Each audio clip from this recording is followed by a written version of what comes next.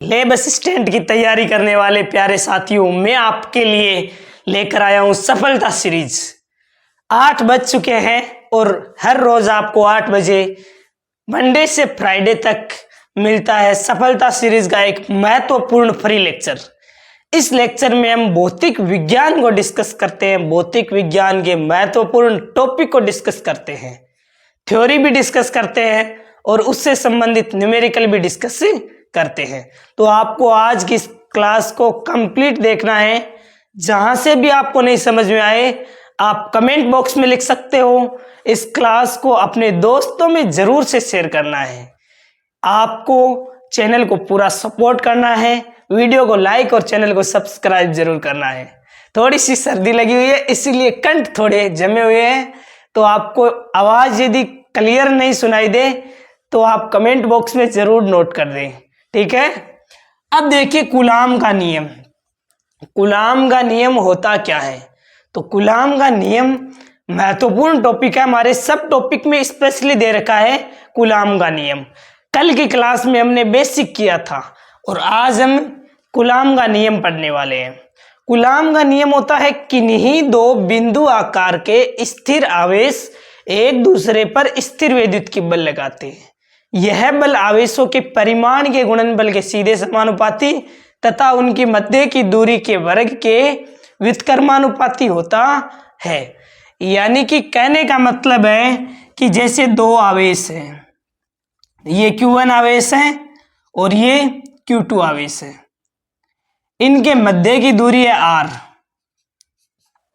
इनके मध्य की दूरी है R। तो इनके मध्य लगने वाला स्थिर विद्युत की बल है वो आवेश के परिमाण के गुणनफल के सीधे समानुपाती, यानी कि Q1 और Q2 है, इनके परिमाण के गुणनफल के सीधे समानुपाती होता है। इसे आप समीकरण 1 दे सकते हो। इसे क्या देख सकते हैं हमें? समीकरण 1। इसी प्रकार दूसरा पॉइंट है दूरी के वर्ग के व्युत्क्रमानुपाती, यानी कि इन दोनों के मध्य की दूरी कितनी है? R। इसके वर्ग के व्युत्क्रमानुपाती यानी 1/r²। इसे समीकरण 2 दे सकते हैं। अब समीकरण 1 व 2 से हम क्या लिख सकते हैं? तो देखिए समीकरण 1 व 2 से, समीकरण 1 व 2 से हम क्या लिख सकते हैं? F समानुपाती Q1 Q2/r²। समानुपाती का साइन हटाओगे तो क्या लगाओगे? कांस्टेंट लगाओगे। कांस्टेंट क्या लगाओगे? K Q1 Q2/r²। ये फॉर्मूला अच्छी तरीके से आपको आना चाहिए। कूलाम का नियम है, उसमें हम बार बार यूज करेंगे F = K Q1 Q2/r²। तो इस फॉर्मूले को आपको नहीं भूलना है, इंपॉर्टेंट फॉर्मूला है, बार बार न्यूमेरिकल आएगा तो हम इसी फॉर्मूले को यूज करेंगे। अब देखिए, अब ये जो K लिखा है हमने, ये K क्या है? ये K कूलाम नियतांक है जिसका मान भी फिक्स होता है। इस नियतांक का मान कितना होता है? तो K का मान होता है 9 × 10⁹। मात्रक क्या होगा? तो मात्रक देखो, बल का मात्रक हो गया न्यूटन, R² तो मीटर स्क्वायर प्रति कूलाम स्क्वायर, यानी कि न्यूटन मीटर स्क्वायर प्रति कूलाम स्क्वायर इसके मात्रक के साथ आ जाएगा। यहां तक क्लियर है क्या? आपको एक एक पॉइंट है, यदि क्लियर है तो आगे बढ़ते हैं। हम K को और क्या लिख सकते हैं? तो K को आप 1/4πε0 भी लिख सकते हो। K को आप क्या लिख सकते हो? 1/4πε0। जहां ε0 क्या होता है? तो यहां ε0 है वो निर्वात की विद्युतशीलता होती है। ε0 क्या होता है? निर्वात की विद्युतशीलता। प्यारे बच्चों, थोड़ा सा स्पीकर आज फटा हुआ है तो आप थोड़ा एडजस्ट करने का प्रयास करना। मैं चाहता हूं कि आपको रेगुलर वीडियो प्रोवाइड करता रहूं, इसीलिए मैंने ये क्लास आपको आज प्रोवाइड की है, ठीक है ना। तो थोड़े से कंठ में अभी प्रॉब्लम है, सर्दी का मौसम है इसीलिए। अब साइलेंट नोड क्या है? निर्वात की विद्युतशीलता, निर्वात की विद्युतशीलता। अब हम ये जो वैल्यू है ना एप्सिलॉन नोड, वो भी इसकी भी फिक्स होती है। एप्सिलॉन नोड की वैल्यू कितनी होती है? तो एप्सिलॉन नोड का मान होता है 8.85 इंटू 10 की पावर -12, 8.85 इंटू 10 की पावर -12।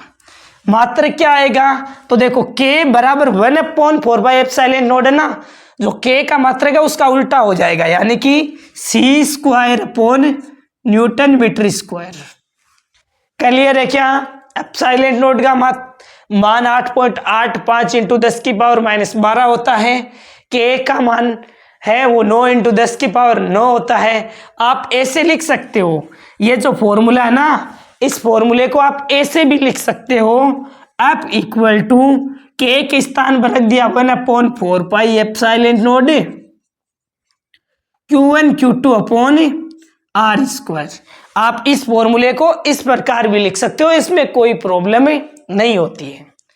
अब ध्यान देना, अब हम मात्रक निकालते हैं, k का मात्रक और विमा। वैसे मात्रक तो मैंने ये जो वैल्यू लिखा है इसके साथ लिख दिया है, आपको अलग से मात्रक निकाला कैसे वो भी निकाल कर बता देते हैं। तो k का मात्रक, k का मात्रक कैसे निकाला? तो k बराबर क्या हो जाएगा इस फॉर्मूले से? देखो k बराबर F R square upon Q1 Q2। अब क्या है? बल है, और बल का मात्रक क्या होता है? न्यूटन। R क्या है? दोनों आवेशों के मध्य की दूरी है, तो आप R स्क्वायर है तो आप मीटर स्क्वायर लिख सकते हो। Q1 और Q2, Q का मतलब क्या है? आवेश। आवेश का मात्रक क्या होता है? कूलाम। इसका भी कूलाम, इसका भी कूलाम, तो C स्क्वायर लिख सकते हैं। ये हो जाएगा k का मात्रक। k की विमा, k की विमा क्या होगी? तो k की विमा क्या होगी? तो k की विमा निकालने के लिए हम लिख सकते हैं, बल है न्यूटन, बल है, बल का मात्रक क्या होता है? बल की विमा बताओ, m1 L1 T-2। तो बल की विमा हो गई m1 L1 T-2। साथ में क्या है? मीटर स्क्वायर, यानी कि विमा हो जाएगी L2 अपॉन में कूलाम स्क्वायर, यानी कि A1 T1 का होल स्क्वायर, A2 T2। अब इसको हल करोगे तो k की विमा आ जाएगी। k की विमा क्या आ जाएगी?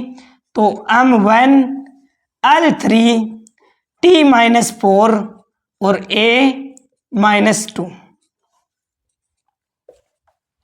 ये आ गई k की विमा। यहां तक क्लियर है? अब k की विमा क्लियर है तो हम एप्सिलॉन नोड की विमा भी लिख देते हैं, उसका मात्रक भी लिख देते हैं। एप्सिलॉन नोड का मात्रक, तो एप्सिलॉन नोड का मात्रक क्या हो जाएगा? देखो k बराबर 1/4 पाई एप्सिलॉन नोड है ना, यानी ये इसके व्युत्क्रमानुपाती है, तो इसका उल्टा कर दो, ये न्यूटन मीटर स्क्वायर प्रति कूलाम स्क्वायर है, तो इसका मात्रक हो जाएगा c square upon newton metre square. और इसकी विमा क्या हो जाएगी? एप्सिलॉन नोड की विमा, तो जो k की विमा है उसका उल्टा कर दो, यानी कि जहां प्लस है वहां माइनस लगा दो। 1 है तो माइनस का 1, माइनस का 3, T4 और A2। ये क्लियर है क्या आप सभी को? k का मात्रक निकाल लिया, k की हमने विमा निकाल ली है। अब ध्यान देना, कूलाम के नियम के कुछ की पॉइंट, महत्वपूर्ण बिंदु जो हमारे न्यूमेरिकल बनाने में मदद करेंगे, कुछ की पॉइंट लिखवा देते हैं। की पॉइंट में पहला पॉइंट क्या है? पहला पॉइंट तो बिल्कुल आसान है कि यह नियम स्थिर आवेशों के लिए मान्य है। यह नियम स्थिर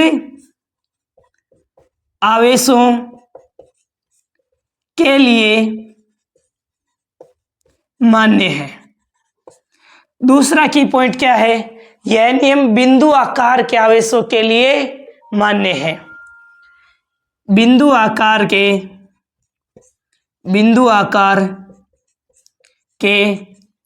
आवेशों के लिए मान्य है। तीसरा की पॉइंट क्या है, यह नियम व्युत्क्रम वर्ग नियम का पालन करता है। तो यह नियम व्युत्क्रम वर्ग नियम का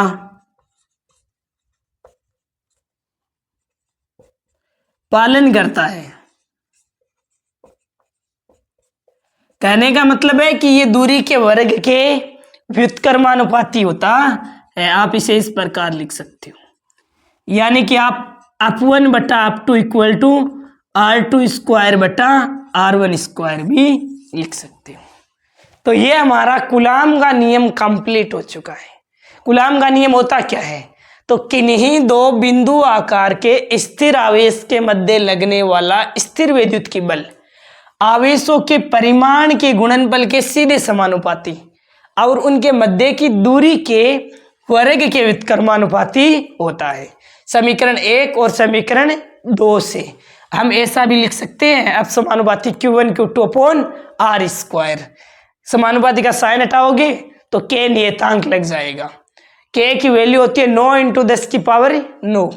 K का मान आप ऐसे भी लिख सकते हो 1/4 पाई एप्सिलॉन नोड, जहाँ एप्सिलॉन नोड निर्वात की विद्युतशीलता होती है। इसकी वैल्यू कितनी होती है 8.85 इंटू 10 की पावर -12 C स्क्वायर बटा न्यूटन मीटर स्क्वायर। फिर हमने K का जो मात्रक है वो निकाला। कैसे निकालेंगे, तो K को अलग रख लो, बाकी का पक्षांतरण कर दिया तो न्यूटन मीटर स्क्वायर प्रति कूलाम स्क्वायर आ गया। K की विमा निकाल ली। इसी प्रकार एप्सिलॉन नोड का मात्रक निकाल लिया और एप्सिलॉन नोड की विमा निकाल ली। क्लियर है एक एक पॉइंट?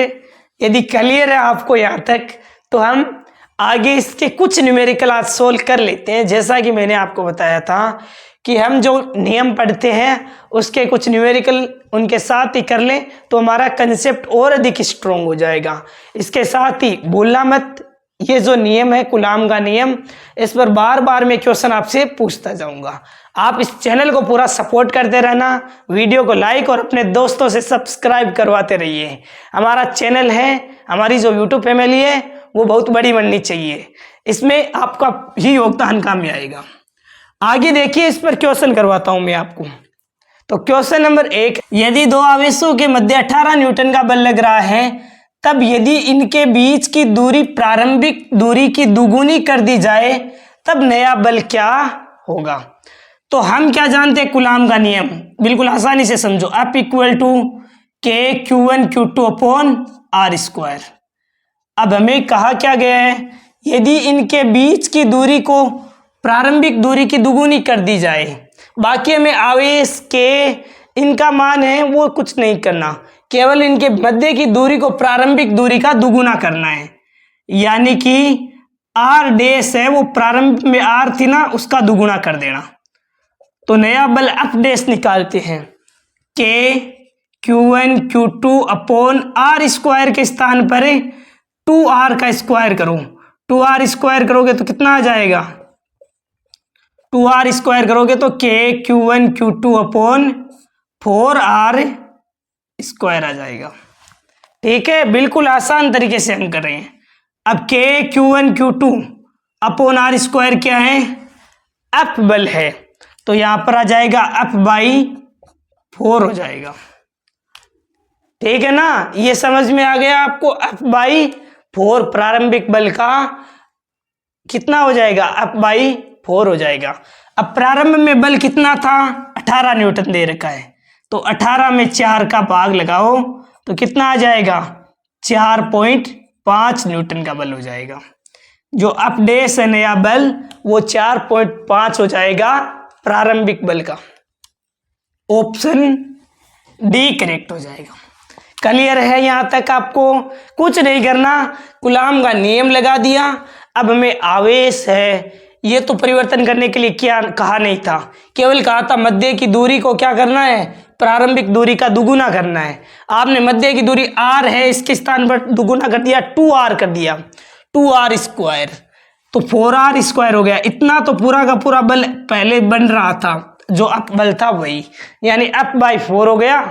अप का मान कितना दे रखा है, प्रारंभ में बल 18 न्यूटन, तो 18 में 4 का भाग लगा दिया, बिल्कुल इजी है।